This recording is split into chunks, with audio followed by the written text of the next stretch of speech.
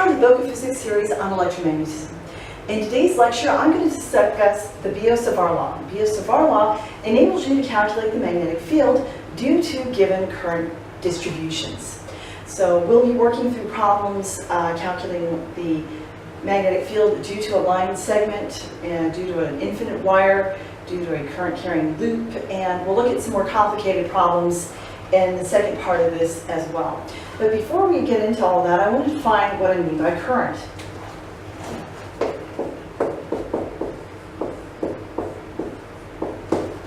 Current is the amount of charge transported per unit time. So it has units of amperes.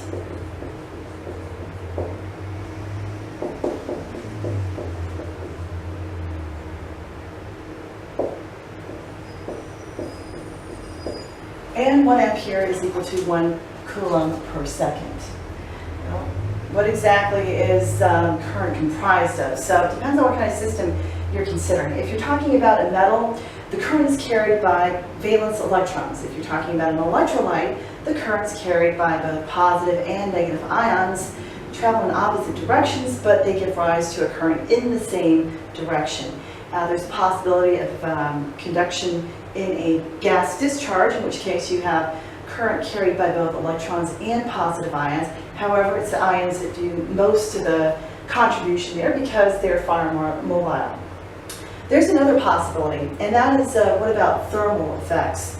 Well, the charge carriers in question are in equilibrium, so that means there's thermal motion. However, that motion is random, so we can ignore it for our purposes. I will tell you, though, that you can have conduction in the presence of a thermal gradient, thermoelectric effect.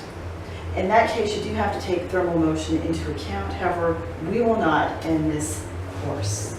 So let me define a little bit more what I mean by current.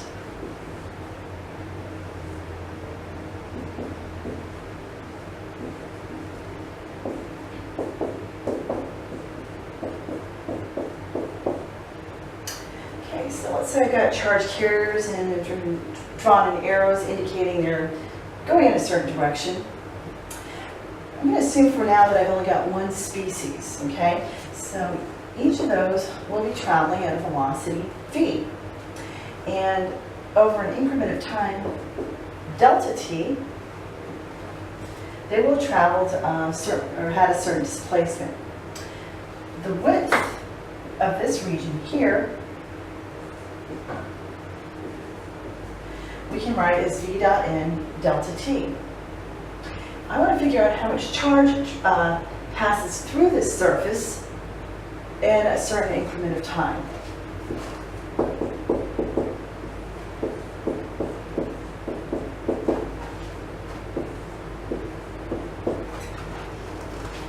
Well, the charge that passes through the surface after an increment of time has to be equal to the amount of charge contained within this volume.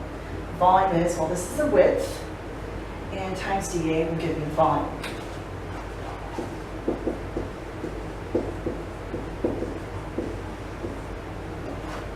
Now, I don't just have one charge carrier, I have n charge carriers per unit volume.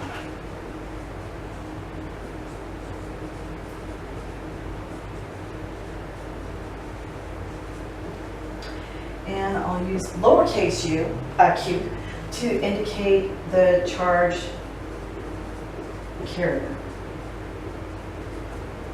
So therefore, n times this quantity in the numerator will give me the total amount of charge times q. That gives me the total amount of, number of charges, and times q will give me the total charge per unit time that passes through this surface. Okay? I'm going to introduce a new character. This is the volume current density.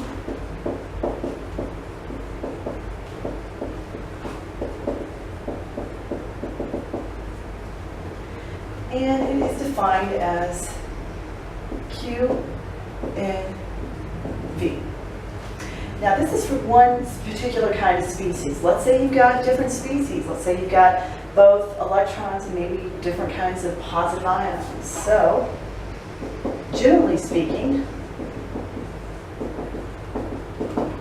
volume current density has to be written as a summation over I, where I is refers to the type of charge carrier in question. So it's Qi, Ni, Vi. But we'll limit our discussion just to one species, so I'll just write this as Q and V. Therefore, current is equal to, I integrate over the surface, J dot N dA. Okay? So let's explore volume current density a little bit more. Let's say that we've got a wire. And let's suppose that the current is uniformly distributed throughout the wire.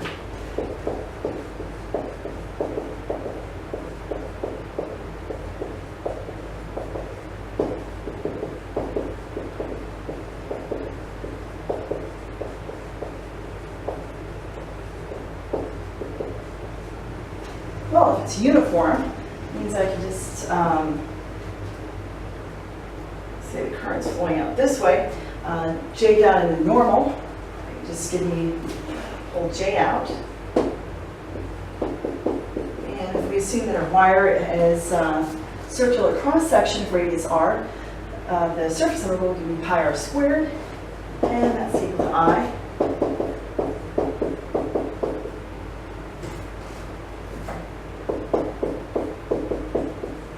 And therefore, volume current density is equal to current over pi r squared.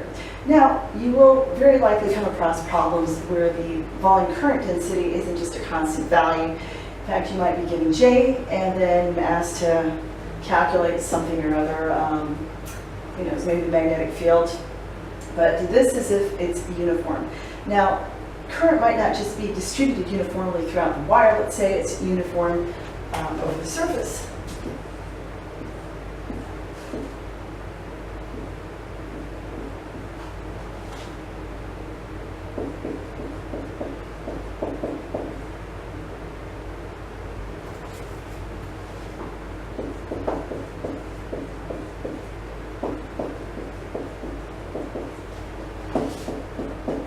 In this case, it's useful to think or speak of the surface current density.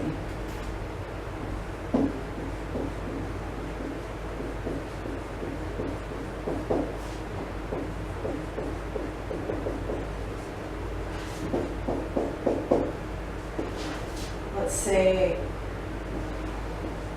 we denote that magnitude is K naught. So we have a certain amount of current I flowing over the surface. This will be 2 pi r. Volume current density has units of amperes per square meter. Surface current density has units of amperes per meter. I want to point out one more feature of the volume current density before we actually get into talking about forces and magnetic fields. Okay, so let's suppose we apply this expression to a closed surface.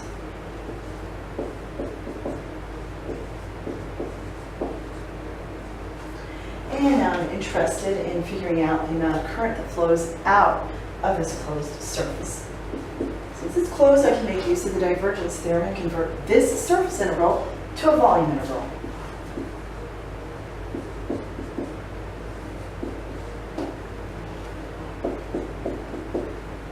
But it is also true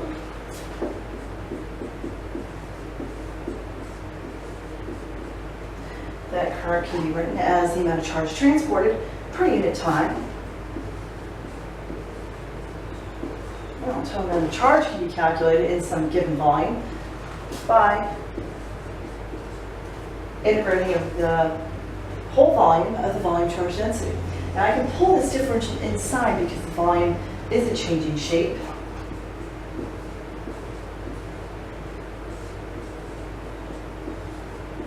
And that becomes a partial derivative.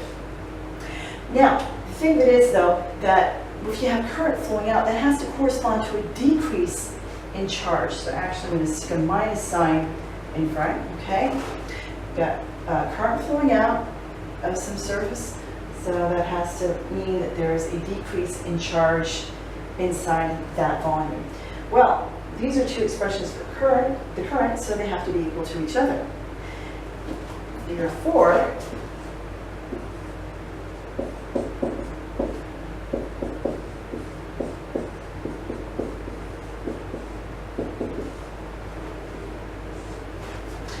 I have the volume integral of the divergence of the volume current density plus the first partial derivative with respect to time of the volume charge density, and that has to be equal to 0.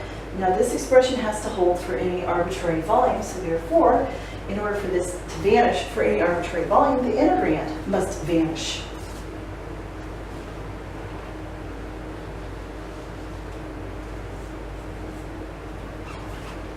Since we are interested right now in magnetostatics,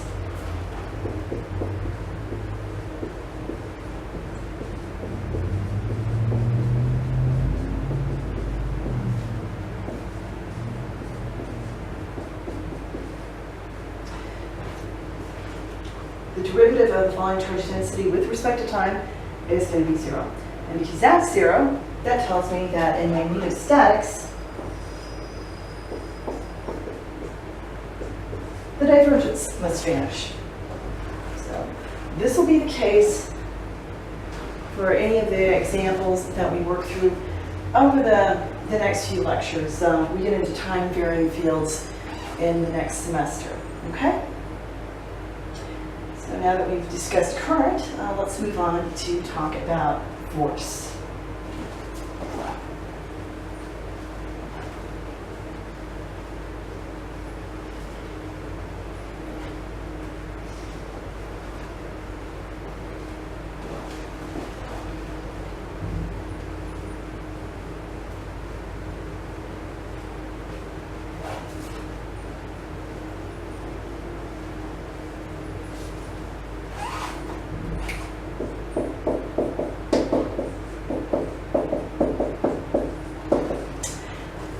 In our previous lecture, we talked about the Lorentz force law, and that tells you that the force on a charged particle is equal to the charge times the cross product of the velocity vector and the magnetic field. So therefore, unless the charge is in motion, it experiences no force.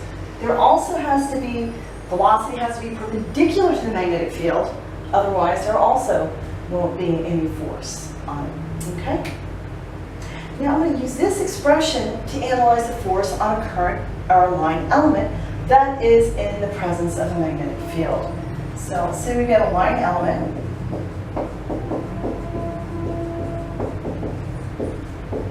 dl, okay? So I need to come up with an expression for a total amount of charge contained within this line element.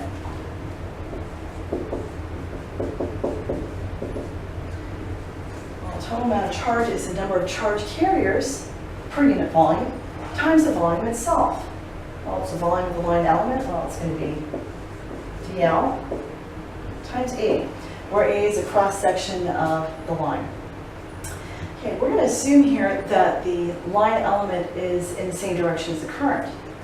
So what that enables me to do is to rewrite this expression a little bit, because then velocity vector and the line element will be pointing the same way. So I can switch these around.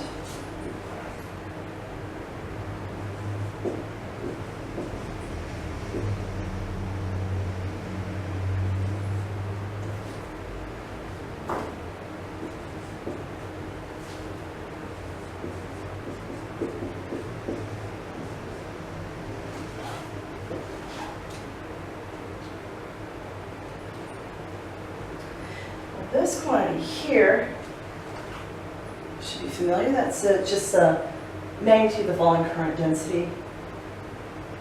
And this is times area, so, or I should say volume current density. So those together give me the current. So now I have an expression for calculating the force on a line element. It carries a certain current that's in the presence of a magnetic field.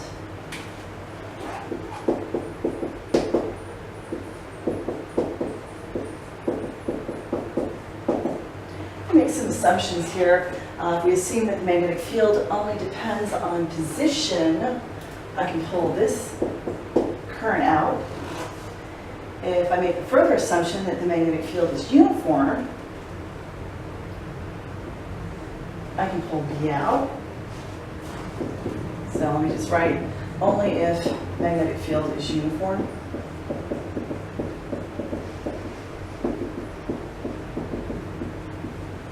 And if it so happens I have a loop that's closed, and I want to calculate the force on a closed loop in a uniform magnetic field, I'll have this expression. That's just equal to 0. So in a uniform magnetic field,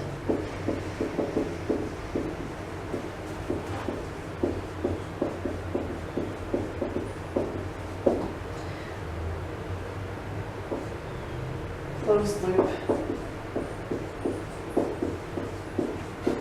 experiences no force.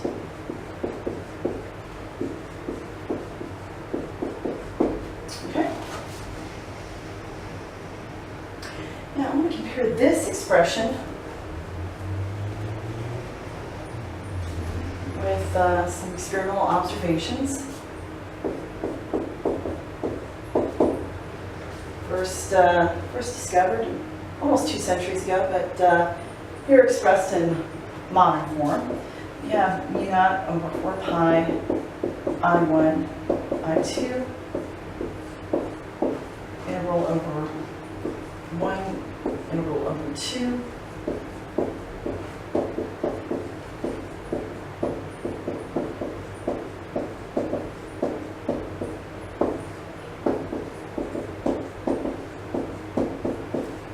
And this expression gives the force on some loop 2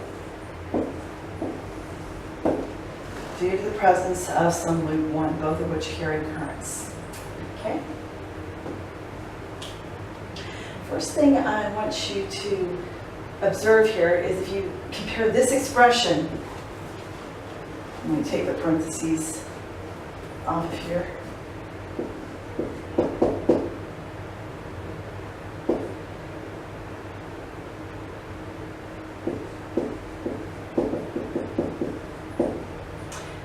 This expression with this one, you can see that the magnetic field is equal to unit I over 4 pi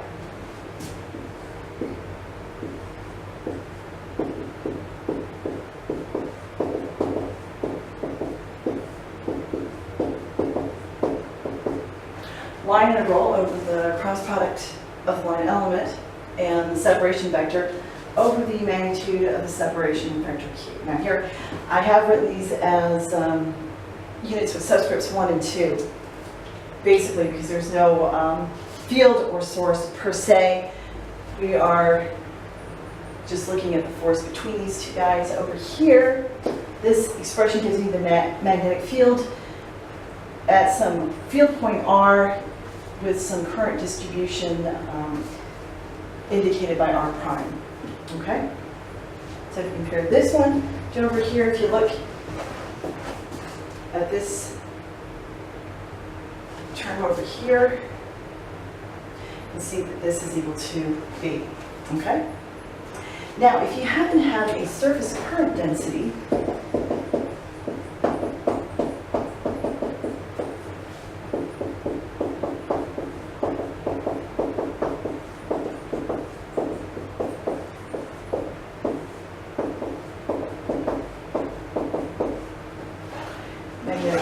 modified in this form, you have a surface current density K, and here you're integrating over some surface area. And finally, you might be given a volume current density. Oops, there should be an I out front here.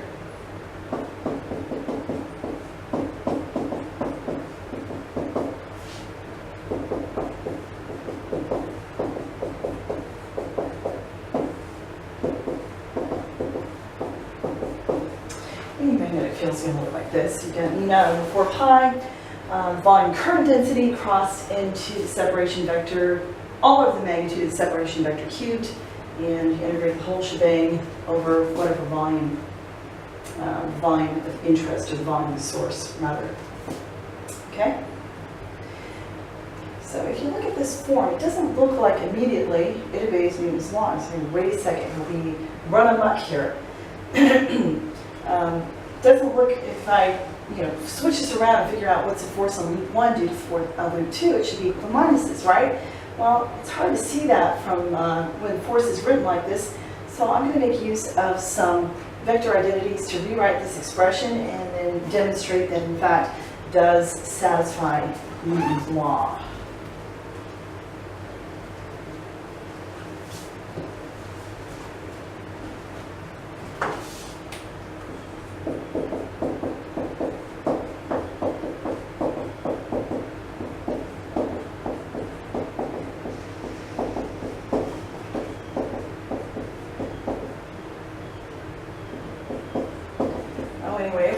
Cross product of a cross product that is equal to bag minus cat. Now, bear in mind, these B and A don't represent anything physical right now. These are just arbitrary vectors. Just going to use this standard notation here so things don't get muddled up. This is most certainly not specifically the magnetic field B, okay? It's just an arbitrary vector. I'm going to rewrite that numerator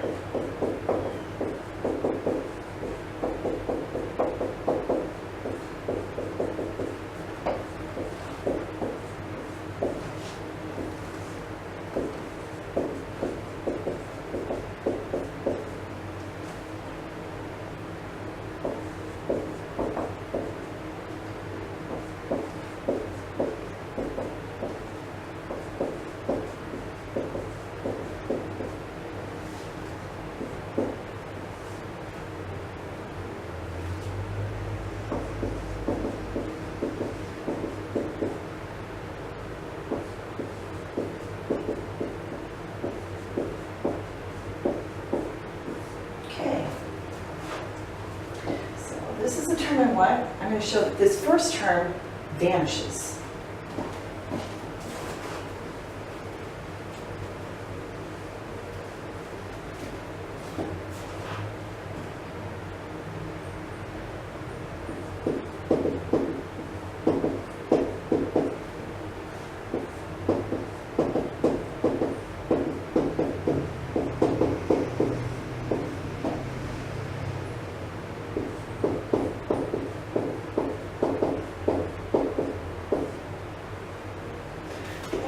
So this separation vector, the magnitude of that separation vector cubed, is just equal to the gradient of one of the separation vectors. So therefore, this integral, like the line integral of, I can pull dl1 outside, of dl2, that's basically dl2 dotted into the gradient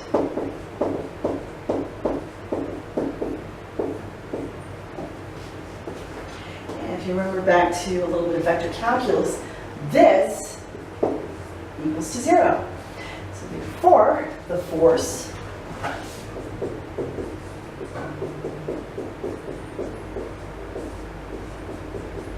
on loop 2 due to loop 1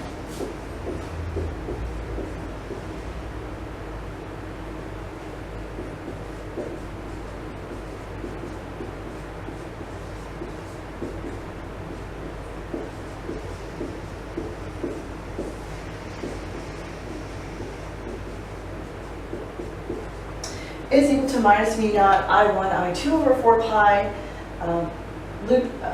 line integral over loop 1, line integral over loop 2, separation vector over magnitude separation vector cubed, and then we have dl1 dotted into dl2. So that is clearly symmetric. If I switch r1 and r2, I'll get rid of this minus sign, so you can see that f2 is in fact going to be equal to minus f1. Okay? So just a brief aside before we press on and start working through some examples of magnetic fields.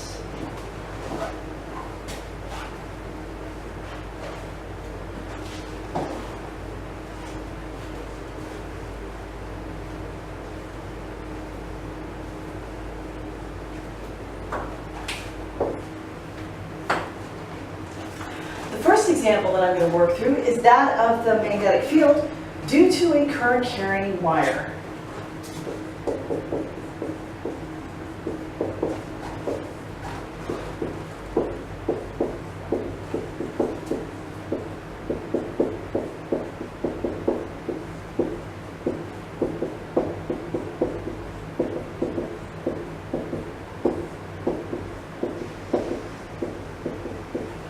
And we'll use this form of the Biot-Savart law. I'm going to place the wire along the z-axis.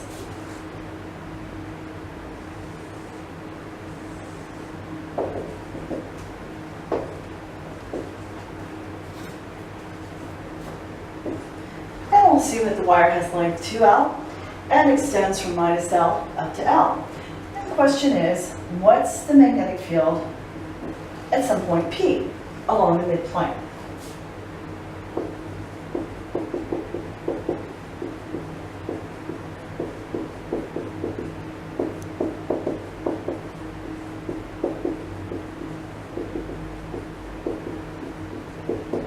Essentially, what's the magnetic field at z equals 0?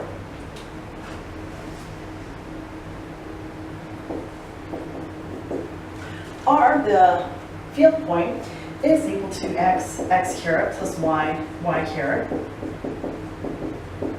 plus z caret. But we're taking in the midplane, so therefore, final term contributes nothing.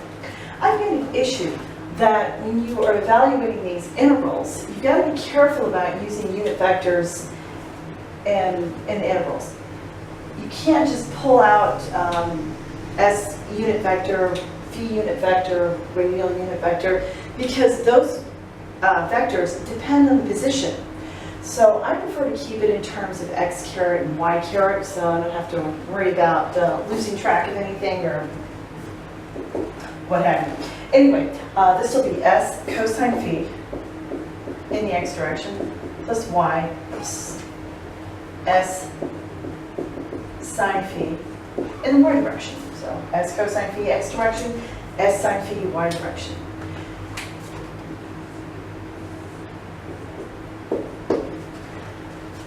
What you want to notice here is that this is symmetric about the z-axis. So at all points equidistant away, the magnetic field is going to have the same value.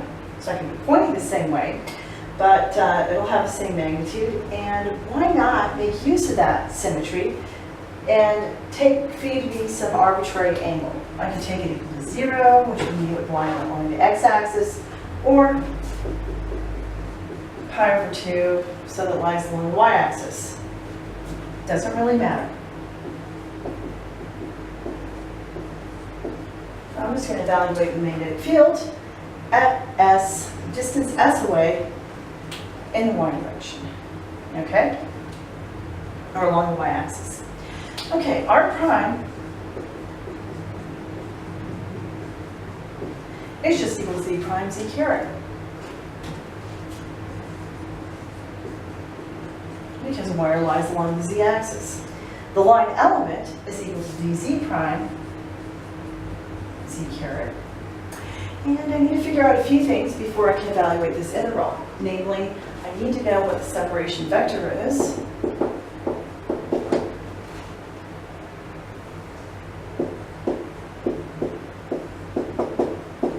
And that's just equal to s y caret minus z prime z caret.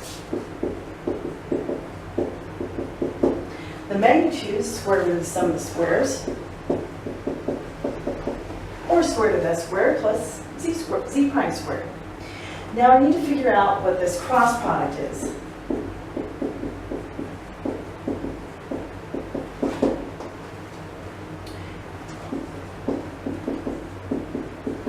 I have dz prime z caret crossed into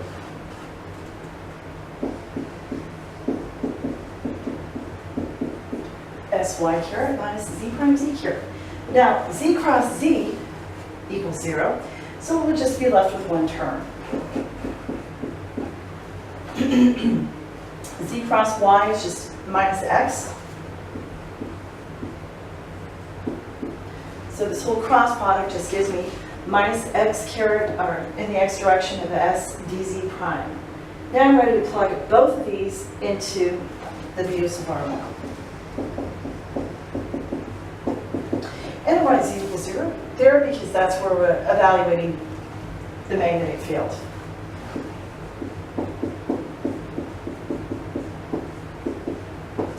And I'm integrating from minus L up to L.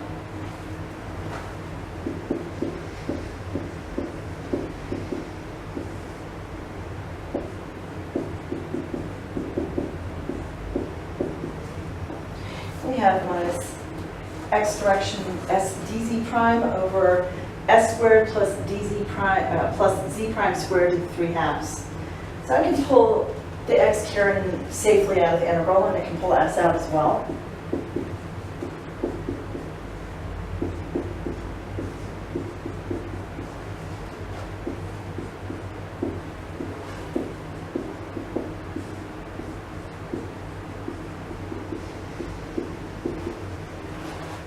And doing the math here.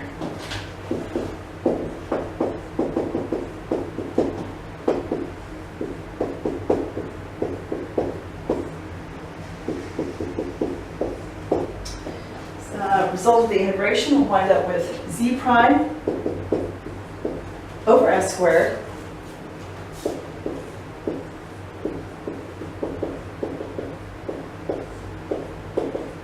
times 1 over the square root of s squared plus z prime squared.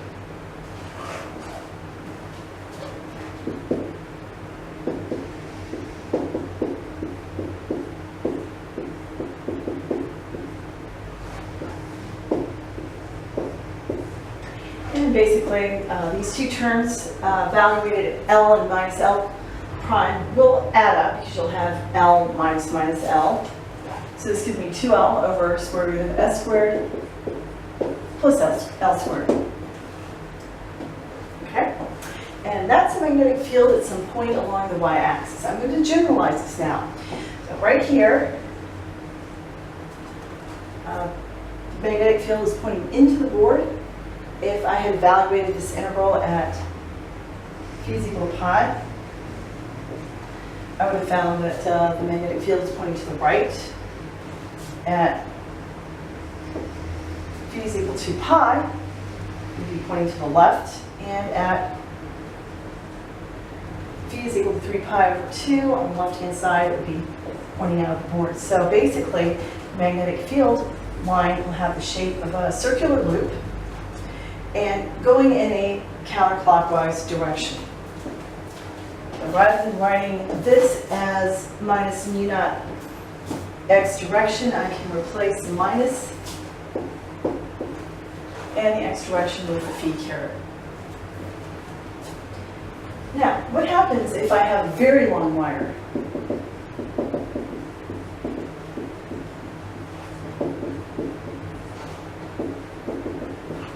In other words, L goes to infinity. So basically, this s squared in the denominator is negligible in comparison, so I'll have L over L, those cancel out, and the magnetic field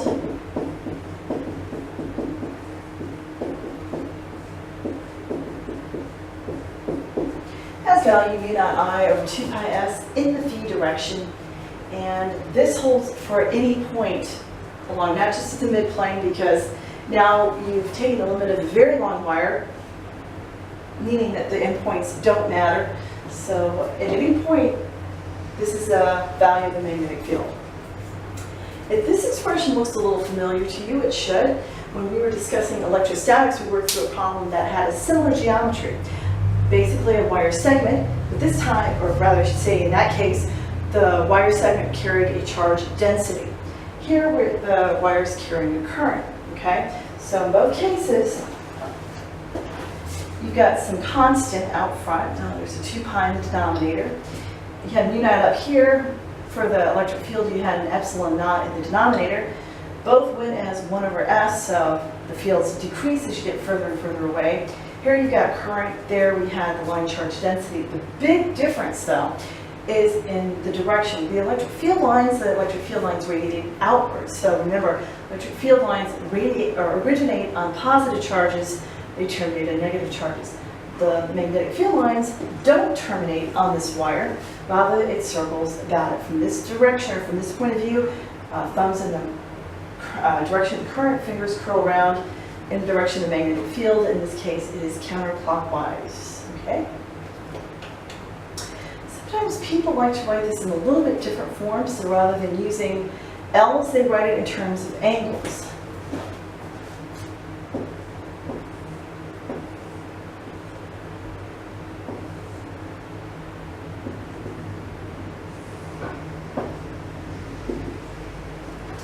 Here's my wire. Here's my point of observation. This is angle theta 1, and this is angle theta 2. Now, this length from the midplane up to the end is L. This length from the wire to the point is S, and this is the hypotenuse. Square root of S squared plus L squared. If I look up here, this L over S squared plus L squared is just the sine of theta 1. So I can rewrite this expression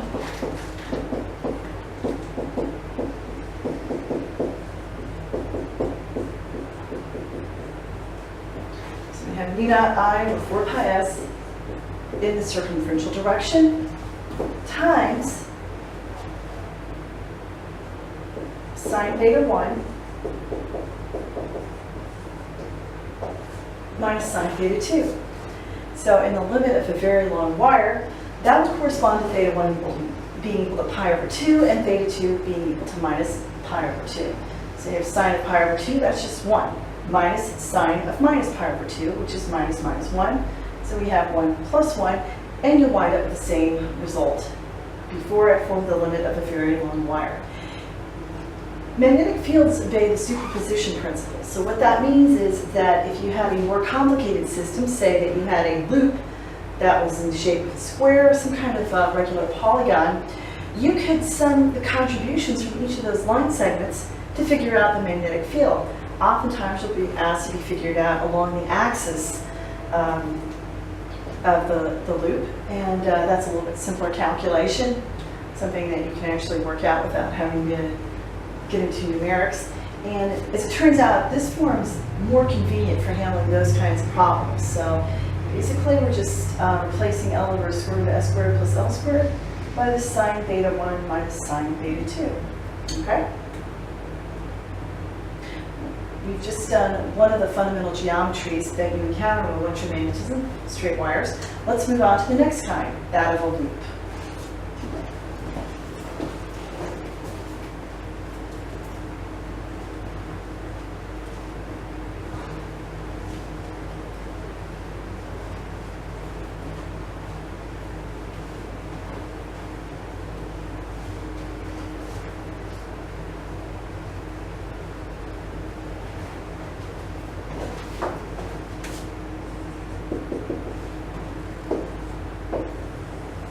Here we have a circular loop that lies in the xy plane.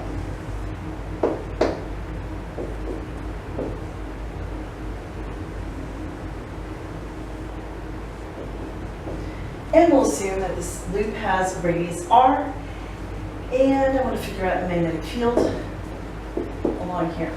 So therefore, field vector is just equal to zz caret. My source vector is equal to r cosine phi in the x direction plus r sine phi in the y direction. Okay.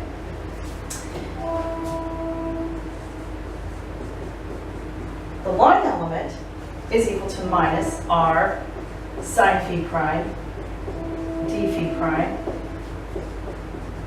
plus r cosine phi prime d phi prime y direction. We need to figure out a few things before I can evaluate the integral. Let's first calculate the separation variable. That's r minus r prime, or minus r cosine phi prime in the x direction minus r sine phi prime in the y direction plus z, oops, no primes. Yep, yeah, I have one primes here. Okay, plus z caret. Magnitude of the separation vector is the square root of the sum of the squares. So it's the square root of r squared cosine squared phi prime plus r squared sine squared phi prime plus z squared. It's cosine squared plus sine squared. We've got r squared. It has a factor in common. So we can just make use of that trigonometric identity to find that that's equal to r squared plus z squared. Now we need to figure out the cross product.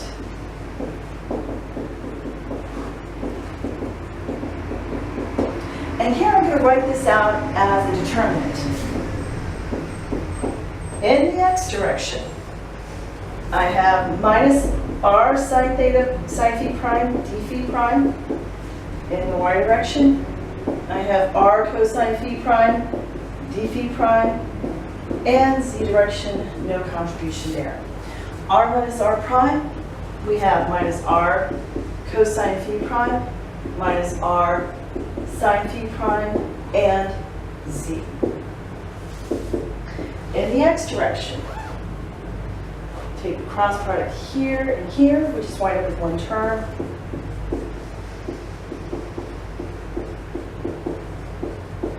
It's rz cosine phi prime d phi prime.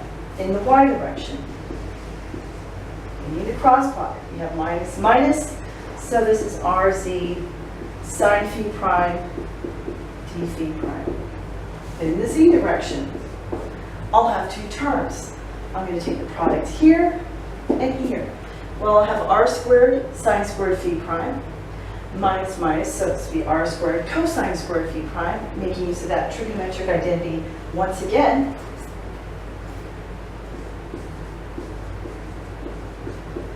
Just wind with r squared d phi prime. I'm going to plug all this into the Biot-Savart law.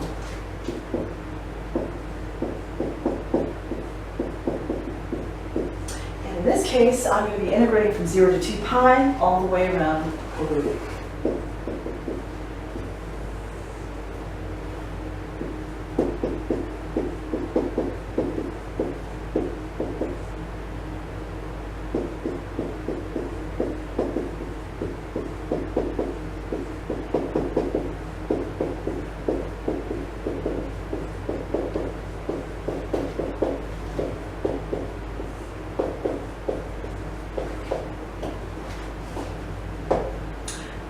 This looks like it might be a messy integral until you realize there's no phi in the denominator, so therefore in the x and the y directions you have the integral basically of 0 to 2 pi of a cosine and an integral of 0 to 2 pi of a sine. Those terms integrate to 0, so there's no contribution in the x and y directions, and this integral can be calculated really easily because you're just basically integrating over d phi prime. So that will give me a factor of 2 pi.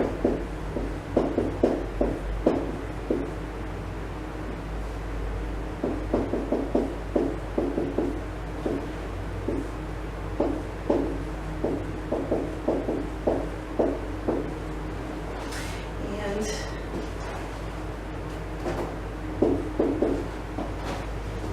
that just leaves me with a 2 in the denominator.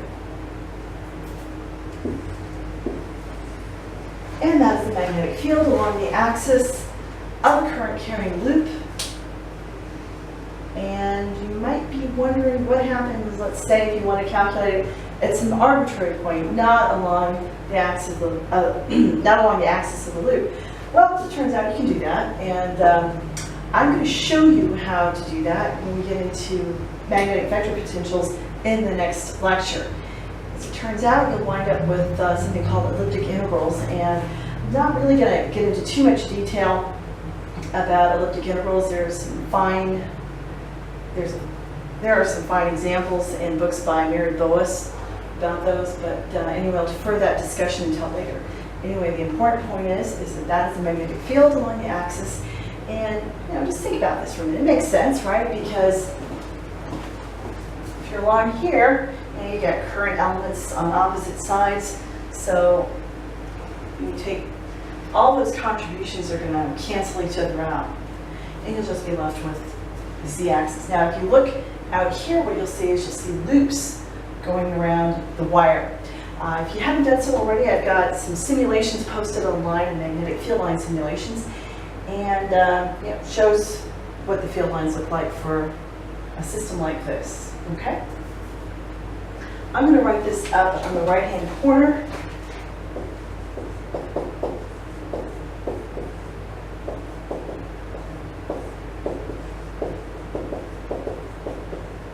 Because I will be using it to figure out the magnetic field due to Palmas coils and also to a solenoid.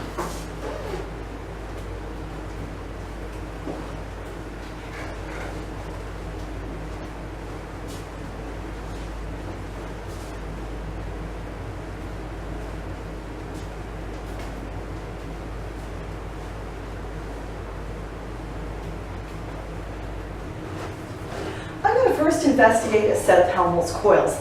Palmas coils are used in the laboratory to generate relatively uniform magnetic fields.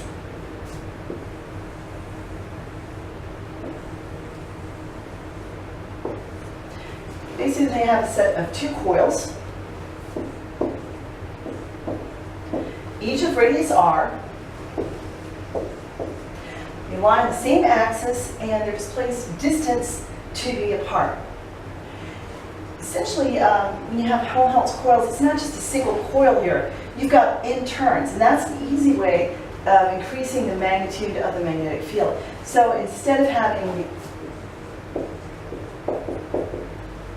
that expression on the right, you have N times that. So it's N U naught I R squared to all over R squared plus C squared to 3/2 power. I will show that the magnitude, or rather the first derivative of the magnetic field vanishes midway between these 2 loops. So in other words,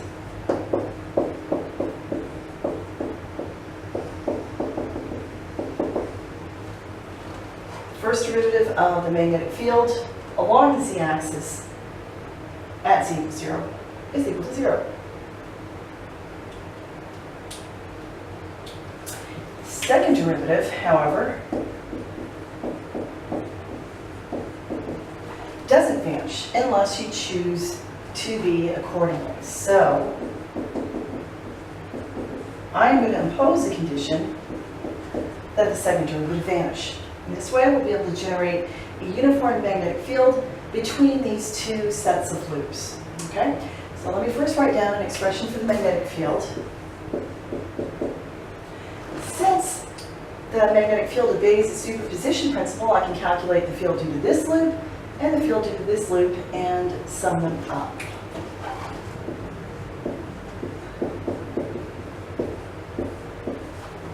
Since both fields will have these constants in common, I'm just going to pull them out to the front.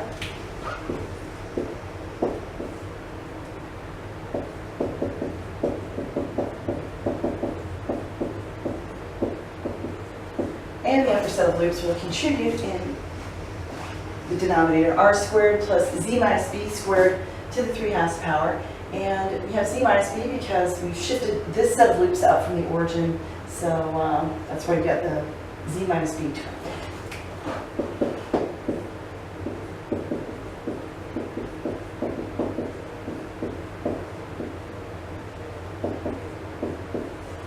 Bottom set of loops has been shifted down a distance b from the midplane, so that's why we have z plus b squared instead of z squared. So this is upper set of coils, or upper coils are at z equals b, bottom coils are at z equals minus b. To first show that the first derivative vanishes midway between 2 loops. So we've got the constants.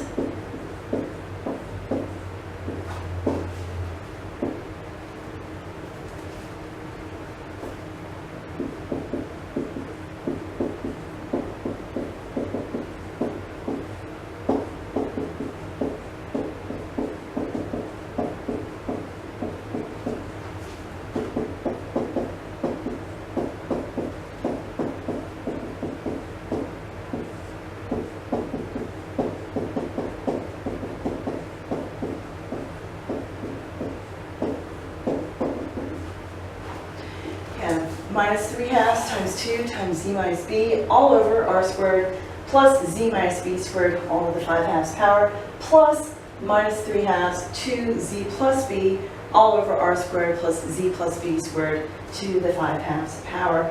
And if I set z equal to 0, see that both terms will have the same denominator, r squared plus b squared to the 5/2 power. So we just look at the numerators, compare those.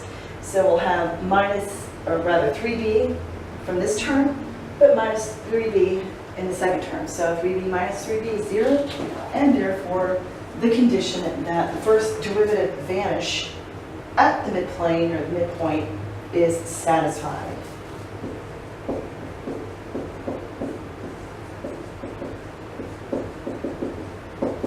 Now let's take the second derivative.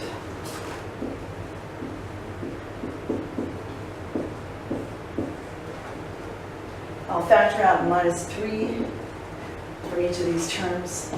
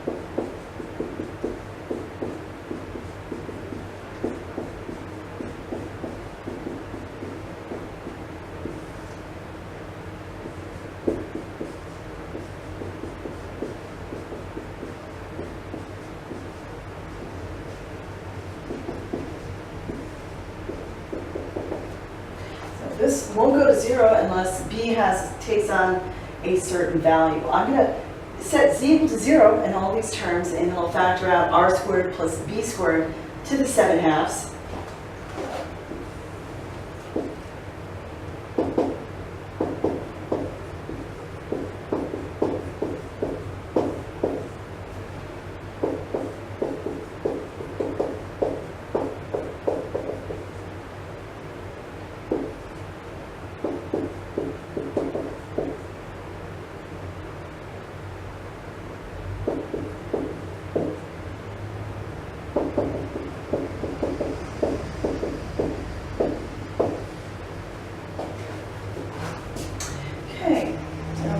This is going to vanish is if this sum in the brackets vanishes.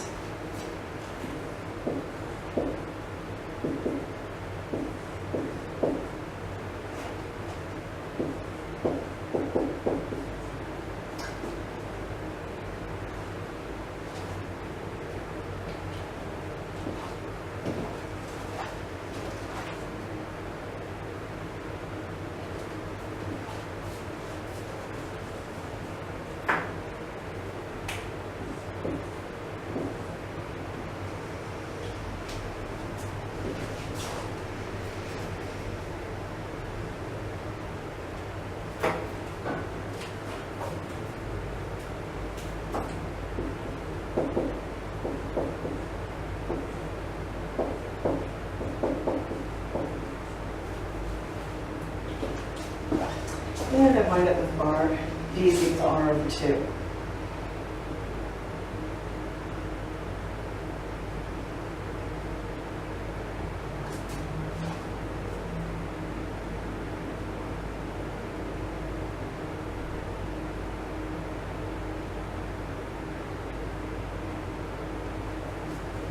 And that means that this total distance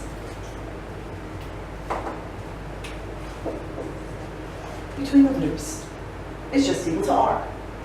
Okay? So that way you can generate fairly uniform magnetic fields in between these loops. And if you look at my magnetic field line simulations, which you can find the link to on the BocaPhysics website, what you'll see is that the field lines are fairly straight in between, and they're fairly uniform color. You can notice the variation in magnitude. I've indicated magnitude of magnetic field by color So you'll see a little bit of variation in between, but you'll notice as you go outside these region in between these two sets of coils, that you'll see that the magnitude of the magnetic field drops off very fast, and actually these form loops like so.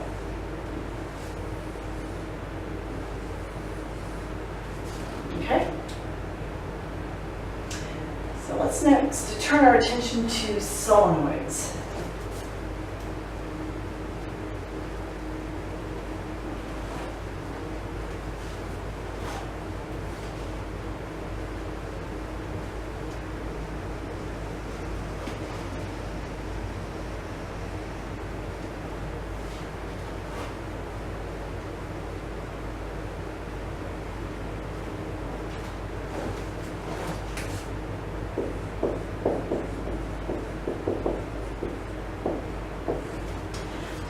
I'm going to tackle the solenoid problem 3 different ways. First way that I'm going to show you right now, I'll make some additional assumptions. I'm going to kind of do some simplification there.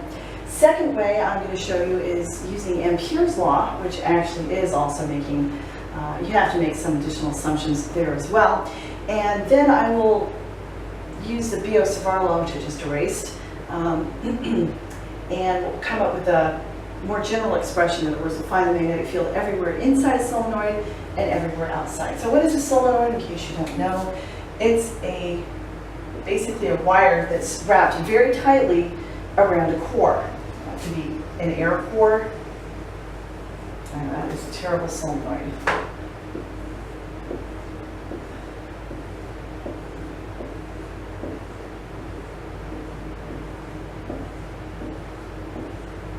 Okay?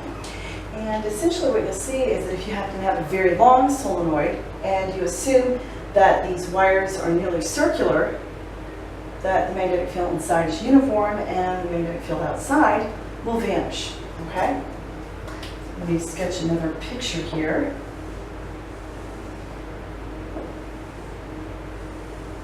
So let's look at it crosswise. I'm going to calculate the magnetic field smack dab in the middle here. Just going to try to make this calculation as simple as possible, making use of our expression for the magnetic field due to a circular loop. So what I'm going to do is I'm going to treat this solenoid as a stack of circular loops. It has length L, so it goes from minus L over 2 to L over 2.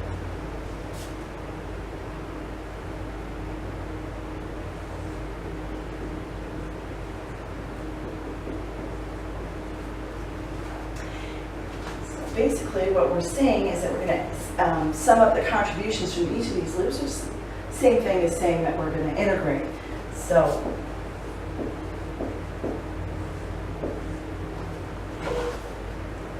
I'll have n turns per unit length, and we're going to integrate this expression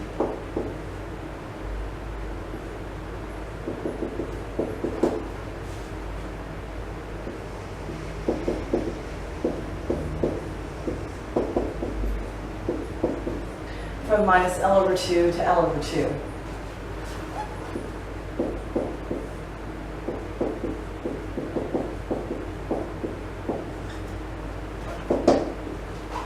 Okay? Now, we've seen this interval quite a bit in this, during the course of this semester.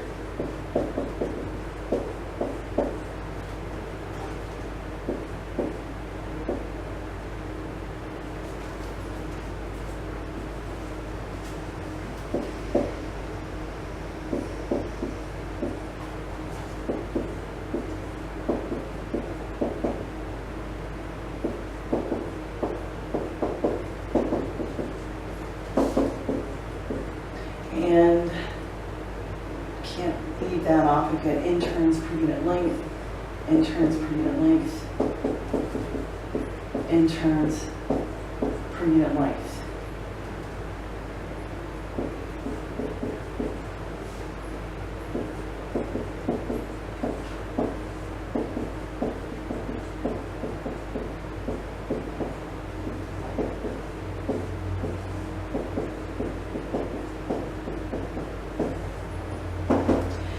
Okay, so what you'll have is this r squared cancels with this one, and have mu naught I,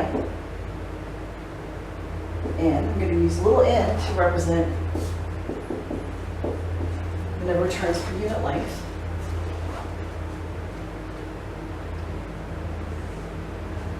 And we've got 2 terms there.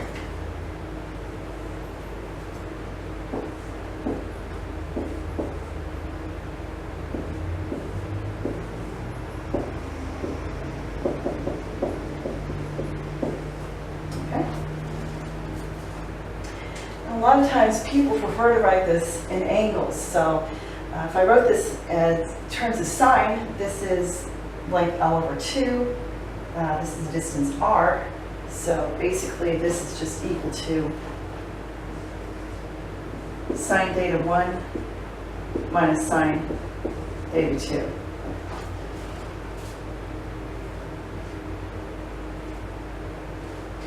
In the event that you have a very, very long cylinder, that's the same thing as saying, well, L over 2 goes to infinity, or you could just say L goes to infinity.